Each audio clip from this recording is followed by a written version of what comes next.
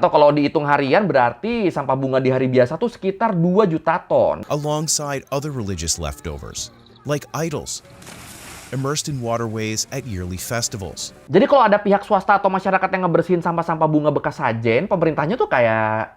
Kita kan udah beberapa kali bahas penanggulangan sampah ya. Yang sampah makanan bikin kiamat, sampah Singapura, sampah Amerika yang malah jadi cuan. Ya banyak lah. Nah sekarang gue mau bahas sampah di India. Ya kayak yang kita semua tahu, India tuh kan didominasi sama penganut agama Hindu kan. Yang ritual keagamaan mereka tuh sangat erat kaitannya sama sesajen. Nah tapi pernah kepikiran gak lu? Ini kalau habis ritual, sesajennya tuh dikemanain ya? Apakah sesajen-sesajen ini dibiarin numpuk gitu aja? Atau dibuang tapi asal? Atau ada sistem pengolahannya sendiri?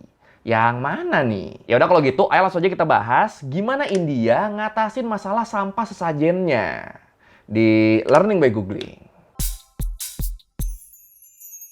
Ya, kalau kita ngomongin India, pastinya kita udah nggak asing dong sama berbagai macam ritual penyembahan dewa-dewinya. Dan dari sekian banyak ritual di sana, yang paling umum dilakukan adalah dengan datang ke kuil-kuil dan ngasih sesajen. Dan kalau menurut the spiritual India, sesajen yang harus selalu ada tuh adalah bunga. Kayak bunga mawar, lili, marigold, pokoknya ya bunga-bunga yang wangi dan warnanya cerah gitulah. Itu harus ada tuh. Kenapa harus? Soalnya mereka percaya bunga-bunga yang wangi ini bakal ngebikin para dewa-dewi mereka senang. Makanya di India, bunga juga tuh jadi simbol kemakmuran, kebahagiaan, dan pencapaian tujuan hidup. Terus selain bunga, makanan dan buah-buahan juga tuh kadang dijadiin sesajen juga. Cuma ya tetap, sajen yang paling utama tuh ya bunga. Mau datang ke kuil manapun, nyembah dewa-dewi apapun, harus ada bawa bunganya. Dan udah pasti hal ini ngebikin bunga jadi aspek yang penting banget dalam Hinduisme di India. For the non-Indians and all that, flowers means it's for Valentine's Day. But in terms of the Hindu custom, flowers got very important significance in terms of its use for some religious rites and all that. Nah, kalau menurut Down to Earth, setiap tahunnya tuh ada 800 juta ton sampah bunga yang awalnya dijadiin sesembahan buat para dewa-dewi di seluruh India. Dan ingat, 800 juta ton itu tuh cuma bunga-bunganya doang ya. Sampah lain kayak makanan sajen, dupa, patung-patung, atau yang lainnya itu nggak termasuk di situ. Bener-bener 800 juta ton itu tuh isinya cuma bunga doang. Atau kalau dihitung harian berarti sampah bunga di hari biasa tuh sekitar 2 juta ton. Dan kalau di hari penting atau festival keagamaan gitu, itu udah pasti angkanya jadi jauh lebih tinggi dari itu tuh. Ya per hari minimal 2 juta ton, jadi ya nggak heran kalau dalam setahun bisa nyampe 800 juta ton. Dan sampah bunga sebanyak ini biasanya dibuangnya tuh ke badan air. Kayak ke sungai, danau, atau ke laut gitu. Kenapa dibuangnya ke sana? Soalnya kalau menurut kepercayaan India, yang namanya sesajen atau sesembahan, walaupun dia udah jadi sampah, ya dia tuh tetap suci. Jadi nggak boleh disatuin tuh sama sampah-sampah yang lain. Makanya bunga-bunga sebanyak itu nggak ada yang dibuang ke tempat sampah, karena ya dianggap sakral kan. Kalau sampai ada yang berani buang sesajen ke tempat sampah, itu bisa dianggap sebagai penistaan terhadap dewa-dewi. Makanya dibuangnya ke sungai aja udah, biar nanti terurai secara alami. Dan entah gimana, mungkin mereka juga di sana nggak ada kepikiran efek ke depannya bakal gimana ya. Buangnya pokoknya ya ke sungai aja. Atau mungkin bisa juga karena emang sungai-sungai di India tuh udah kotor duluan sebelum ditambahin sama bunga ini, jadinya ya udah, biar sekalian kotor aja udah, sekalian buang-buang ke sungai terdekat aja. Mungkin ya, mungkin. After they're used in worship, tons of them get dumped into rivers or the sea every day.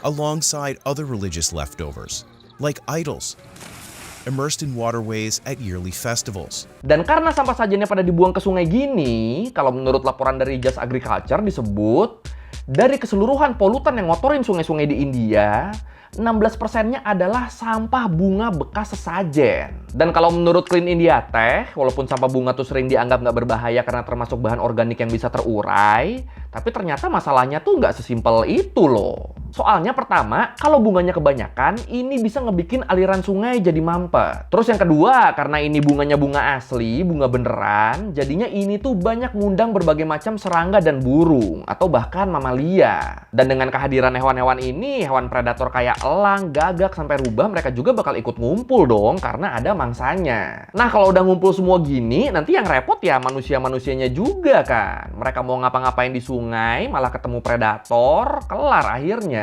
Terus yang ketiga, bunga-bunga yang dijual di pasaran tuh kan udah pasti disemprot pakai pestisida atau bahan kimia lainnya kan. Nah, ini kalau dihanyutin gitu aja ke sungai, ini kan bakal ngebikin airnya jadi tercemar dan beracun. Ujung-ujungnya malah ngerusak ekosistem perairan yang ada, yang berakhir dengan ikan-ikannya nantinya pada mati. Belum lagi air sungai yang kotor dan tercemar ini kan ini juga tuh masih jadi sumber air utama buat penduduk sekitar. Jadi kalau mereka ngebikin sungainya jadi kotor, ya mereka juga harus siap dapat air kotor buat kebutuhan rumah tangga mereka. Jadi ya itu ya, ternyata nggak main-main nih bahayanya nih. Dan sayangnya masalah sampah bunga ini ternyata di sana tuh masih banyak yang nggak sadar karena selalu dianggap sepele. Ya kalau ada yang sadar pun paling itu jumlahnya dikit banget. Biasanya tuh daripada dibuang ke sungai, mereka lebih milih ngubur bunga-bunga sesembahan di pot tanaman atau di halaman rumahnya masing-masing. Tapi yang gitu tuh angkanya dikit banget tuh. Kalau buat kuil-kuil yang tiap harinya penuh dengan sajen, ya mau nggak mau satu-satunya pilihan ya dengan ngebuang sajen-sajen itu ke sungai. Aduh. The offerings that do make it inside temples pose another challenge. Most Hindus consider it disrespectful to throw them in the trash, opting to return them to nature instead. Some people bury leftover offerings in gardens or flower pots. Others leave them out for animals to munch on. But for temples that have to dispose of tons of offerings, they often have few options besides dumping them in local waterways. Nah, kalau menurut Sinmain, walaupun masalah sampah bunga sesajen di sungai ini masih bakalan terus berlangsung, masih bakalan terus banyak, masih belum bisa di-stop, tapi untungnya sekarang mulai pada bermunculan startup-startup yang ngeliat peluang bisnis dari sampah sesajen yang sebanyak itu. Iya, jadi di India sekarang, industri daur ulang sampah bunga sajen itu tuh lagi jadi bisnis yang berkembang pesat banget. Jadi mulai bermunculan tuh perusahaan-perusahaan yang gerak di bidang ini. Contoh perusahaan startupnya tuh kayak Edifure Nature sama Help Us Green. Jadi perusahaan-perusahaan ini mereka tuh fokus ngedaur ulang bunga sesajen buat jadi sesuatu yang punya nilai jual. Yang sedikit banyak bisa ngurangin pencemaran sungai akibat sampah-sampah bunga di sana. Dan makin kesini, jumlah sesajen yang mereka daur ulang tuh terus meningkat loh. Dari yang sebelumnya cuma ratusan ton per tahun, sekarang sampah yang mereka daur ulang tuh bisa mencapai 2 juta ton per tahunnya. Dan jelas ini progres yang bagus banget dong. Walaupun ya kalau dibandingin sama jumlah sampahnya ya ini masih kelihatan kecil banget nih angkanya nih. Ya gimana nggak kecil, lu bayangin aja. Yang dibuang 2 juta ton per hari, yang didaur ulang 2 juta ton per tahun. Tapi ya walaupun masih kecil banget, tetap aja bisnis daur ulang ini nih jadi langkah pertama yang berarti banget buat kebersihan lingkungan di India.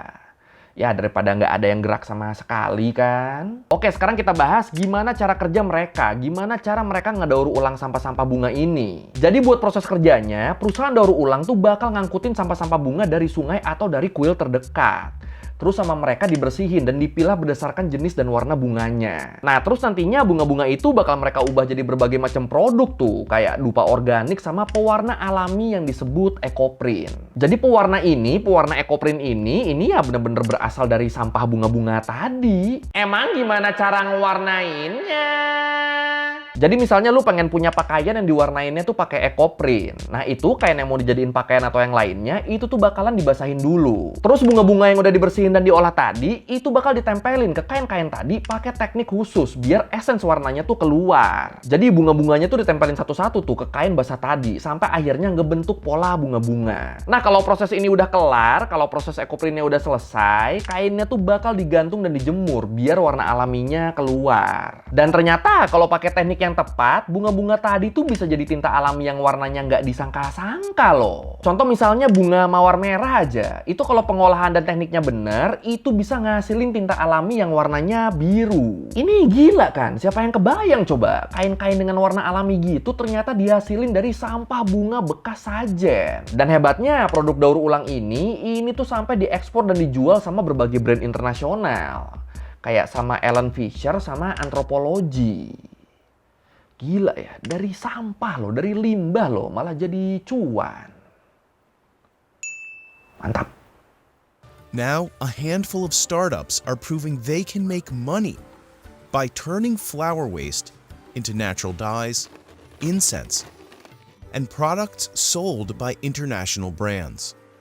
So far, these companies have together handled thousands of tons of temple leftovers. Nah, itu yang jadi ekoprint sampai dijual secara internasional. Kalau bunga yang diubah jadi dupa organik, itu dijualnya lebih ke warga lokal India yang ternyata pada tertarik. Dan selain karena wangi, dupa hasil daur ulang sesajen juga tuh dianggap suci karena ya bekas persembahan untuk dewa-dewi tadi kan.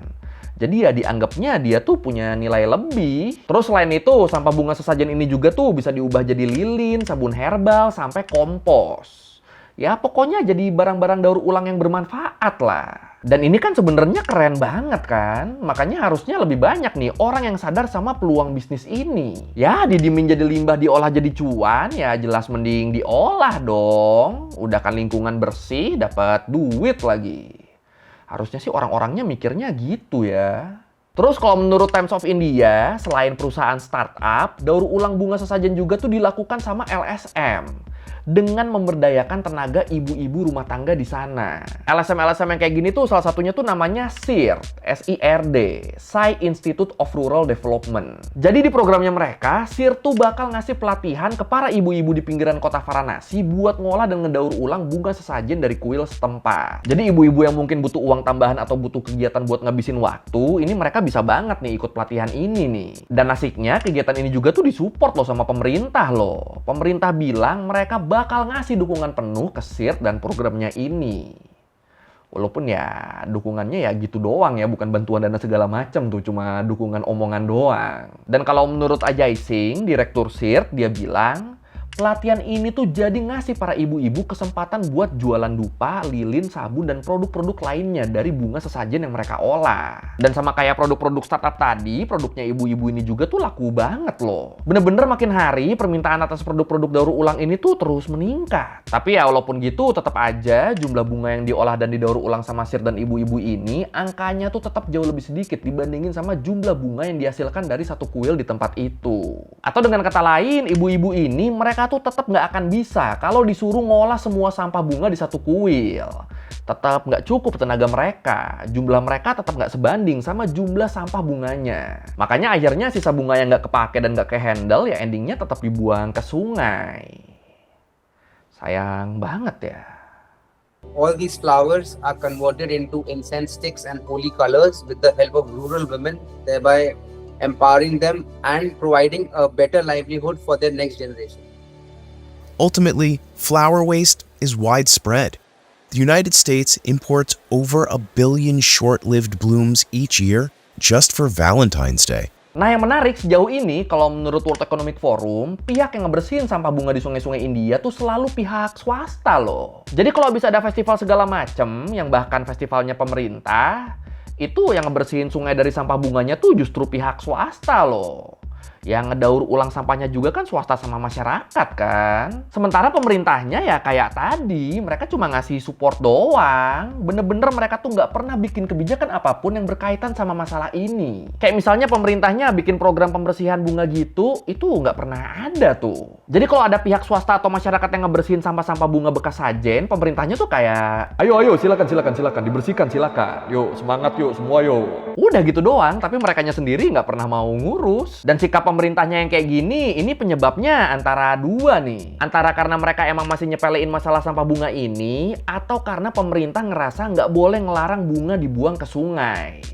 Karena itu bakal ngehambat proses keagamaan kan. Makanya pemerintah jadi nggak pernah bikin anjuran atau larangan apapun terkait hal ini. Tapi ya menurut gua, apapun halangannya, harusnya pemerintahnya tetap harus bisa nyari jalan tengah sih. Jalan tengah biar acara keagamaan tetap jalan, sesajen bunga tetap dipersembahin buat dewa-dewi, tapi lingkungannya bisa nggak tercemar.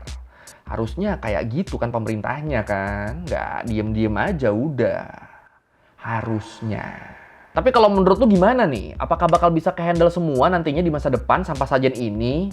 Atau nggak mungkin karena yang sadar bahayanya tuh dikit banget? Yang mana nih? Silakan komen. You can't ask someone to stop doing a practice which he or she has been doing for generations. What we can do is make an economy around it so that everyone benefits. Oke, sekian dari Beguing kali ini tentang gimana India ngatasin masalah sajennya. Dan ternyata yang gerak di sini tuh malah pihak swasta sama masyarakatnya ya. Pemerintahnya malah nggak ngelakuin apa-apa tuh.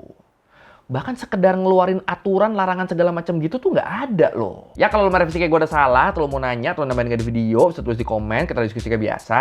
Sekali lagi, thank you nonton, jangan lupa like, comment, subscribe. Bye.